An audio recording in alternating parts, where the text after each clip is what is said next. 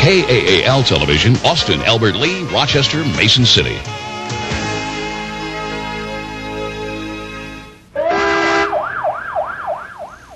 And with a wail of a siren, the 4th of July parade in Austin got underway. As the caravan slowly wound through the 22-block-long route, it seemed to have all the trappings of any hometown celebration. There were clowns and floats and bands and even a visit by some international celebrities who didn't have much to say but were a favorite of the crowd anyway. There were, however, several things that made this parade very different than any other. For one, there was an abundance of Spam-related paraphernalia in honor of the Lunch Meat's 50th anniversary.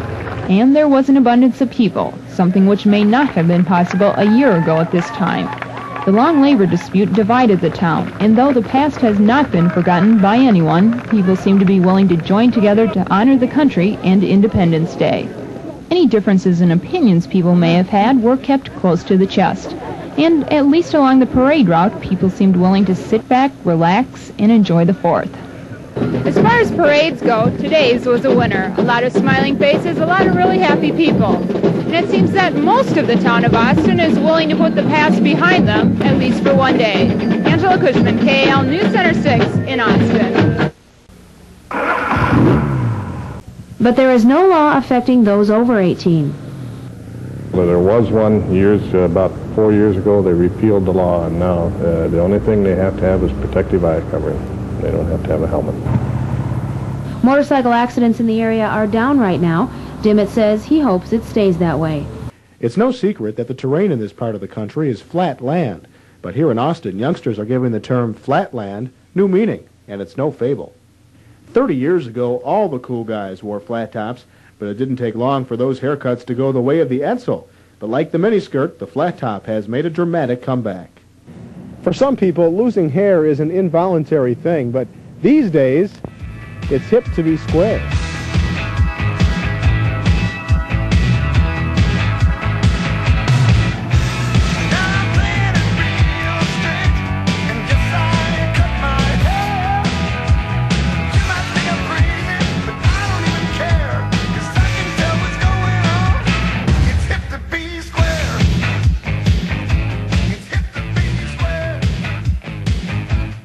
Dave Sinekin, KAAL News Center 6 in Austin.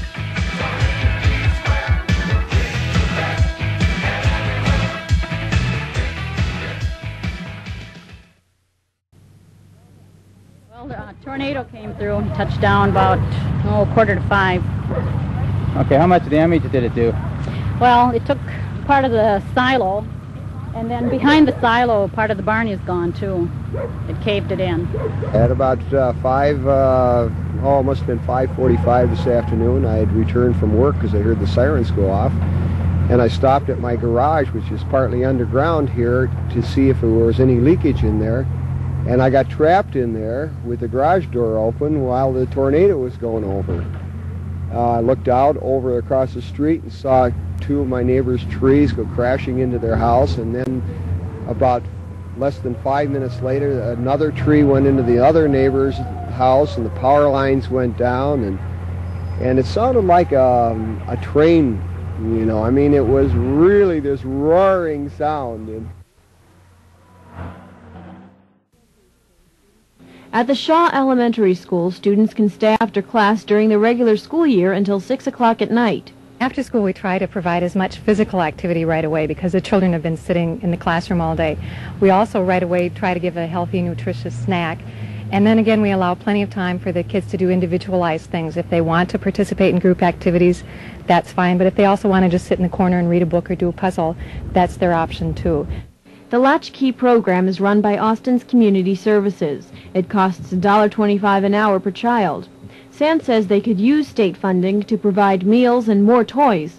She says the only way they get supplies these days is through donations and rummage sales. I think it's a great idea. We've been waiting for this type of legislation to come around, and so I'm very excited about it. The program that we've started is the beginning of that, and hopefully if we had funding, we'd be able to expand. And one of the most important things would be to offer transportation, for instance, for kindergarten children to come to the site for the rest of the day. Sam says about 15 to 20 children stay after school during the year. Their summer program is also pretty well stocked. Because you don't have to do, like, homework and stuff. Perpich says that with so many double-career families, kids need a place to go. Sand says there's no other place for a child to get such good supervision than at school.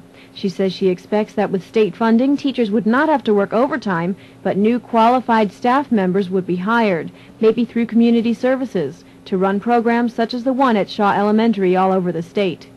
Sand says the only problem she can see with the after-school program is with space. There just isn't enough of it. But if Perpich's proposal is passed, she says, it would be well worth trying to solve that problem for the sake of so many children. Amy Hope, KAAL News Center 6 in Austin. Today, the task at hand was picking up the pieces. Family, friends, and neighbors joined forces to clean up the areas hardest hit. The storm hit without warning. A tornado touched down here in Welch, virtually destroying 2 farms here. This is the Furlong farm, and as you can see, the roof was torn right off of the house.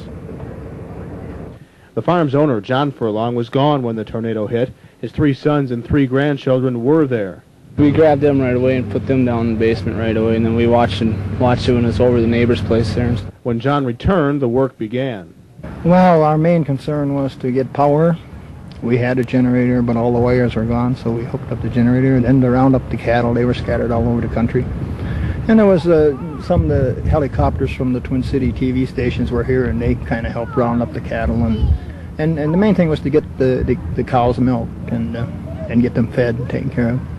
The tool shed was completely torn apart. Some pieces were found a mile away. The cleanup has continued all day long. Family and friends have spent the day trying to organize in the aftermath of the storm. Most of the farm equipment and motor vehicles were crushed. Across the way, the Rother farm was also destroyed. The garage next to the house was completely blown away. A knockdown barn crushed several head of cattle. And like the Furlong farm, there was no shortage of help from family and neighbors. This calf was found beneath the rubble at about 10 this morning. 2 hours later, it was able to walk. It seems a miracle that no one was hurt in this storm. That is perhaps the only good to come out from all of this. As for the future?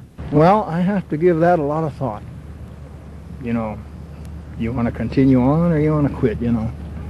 Dave Sinekin, KAAL News Center 6 in Welch. Angela Cushman reports on one of the problems associated with renting those movies. Advances in technology have changed the way Americans watch movies.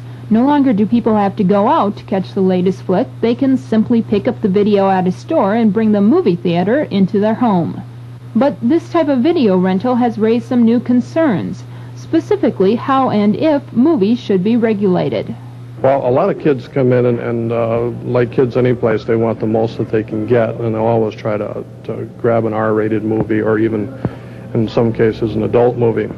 Johnson's store is computerized, and that's how he keeps control over what kids can and can't rent. When a family signs up with him, he asks if there are any restrictions. If so, that information is entered into the computer. He's had this system for 4 years, and so far hasn't received any complaints. In Minnesota, it's illegal to rent an adult or X-rated movie to a person under 18. Any other type of movie rental is up to the store, and some say up to the parents. Well, I believe the parents should be more strict on what the kids watch. Because we usually, like if we're going to get say an R-rated movie, we'll usually watch it first, and if it's not that bad, let the kids watch it. We have kids that are 15, 12, and 8, so they're kind of right in that group where you really got to watch them. I think when Dad and Mom rent videos that are questionable and the kids see it, then the kids will say, well, how come Dad can go there in the den and watch this video and won't let me do it? If Dad can do it, why can't I? So I think a return to some biblical principles can really help all of us as people in the community, dads and moms and teenagers as well. Angela Cushman, KAL News Center 6 in Austin. Lots of tennis action around the city of Austin today and tomorrow. The YMCA's annual Junior Open Tennis Championships pretty well have the courts tied up. 85 players entered this year's field in 3 age brackets for boys and girls. The girls' championships are scheduled for tomorrow morning at 11.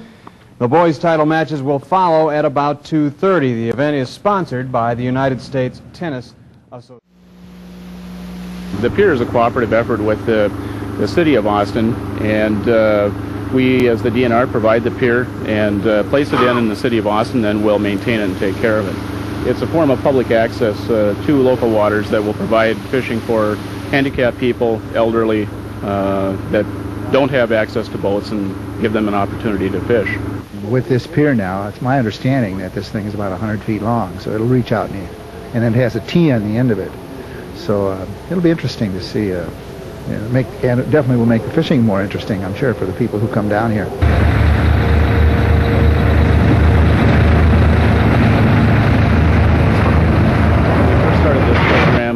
We were getting these piers at a cost of approximately $20,000 when they were bid out to private contractors. This particular pier was constructed at the Stillwater prison with the help of inmate labor, so it's reduced that cost considerably. I think it'd be a good thing. Any recreation thing you promote on the east side lake here, the only hunk of water we have is good. Just so we use it correctly and get the children out there and us older people too, we can get out there without swimming way across the lake. There are a lot of questions these days about tanning. Questions about lotions and oils, about tanning outdoors versus artificially indoors. It used to be that people with tans were considered to be members of the working class, but these days, tan is chic. The majority of people say they feel better about themselves when they're tan. But a skin expert says bronze isn't necessarily better. Tanning is a very popular thing. It's a very cosmetically pleasing thing to do. But from a health point of view, it's really not something that's worth doing. The risk of cancer and the risk of aging your skin, to my mind, outweighs the need to have a tan. You can't just come in here and work here and not do it. You know, it's just like anything else. You have to... I like tanning, and I believe in tanning. Dr. Rennick says there are 6 classes of skin pigment, from fair, blonde, and blue-eyed to black, and some people just aren't going to tan. You may be wondering why I'm wearing my clothes. Well, just to be different. But we found out something interesting. Most people don't wear anything when they use these tanning beds. Any part of the body can tan, so that if you get an appropriate sun exposure in the genital region, for example, you will get a tan there. But obviously that area is not exposed to the sun as frequently, so you're more likely to burn that area. For people who can't get outside, the tanning booth is their option. I'm working more and not able to be outside as much as I'd like to, so it's real convenient for me. Rennick says skin damage is a cumulative process that begins early. People who are younger are not going to show those changes, but they still run the risk of developing tumor from acute sunburns and things of that nature. I've read a lot of stuff about skin cancer, and I just felt that we might as well just lay out now. There's no use to getting a head start because it's no big deal, really. So when you can't lay out in the sun? Why is it important to get tan? Probably because you look good, yeah. Nick Graff, KAAL News Center 6 in Austin. Has 7 seasons. He has a multi-year contract with the Rangers. Guest day at the Shamrock basketball camp at Pacelli High School. Minnesota Gopher Tim Hansen stopping in to help Coach Dan Ball and his staff. Hansen is taking classes at the U this summer, but the chance to work with the kids is an opportunity he rarely passes up. Generally, I'll do as many of them as I can because, I think it's good to get out and meet some kids around the state and try and help out some programs somewhere if you can. And I remember back when I was a youngster, and it's kind of a nice thrill to have somebody that's that's in the public eye a little bit, somebody you've heard of, somebody playing for the Gophers. It's kind of nice to have them come and break up the monotony of a week of basketball. He just spent a little time encouraging them to keep practicing. That once they're done with camp, don't just forget about it, because come November you won't be any better off. But I think that's the biggest part for him, is trying to encourage them and tell them that put some time into it, and if they work hard at it, good things will happen for them. One of the last remaining members of the Gophers' Iron 5 from 2 seasons ago, Hansen believes the trouble is in the past for the Gophers, and they're smooth sailing ahead under Coach Clem Haskins.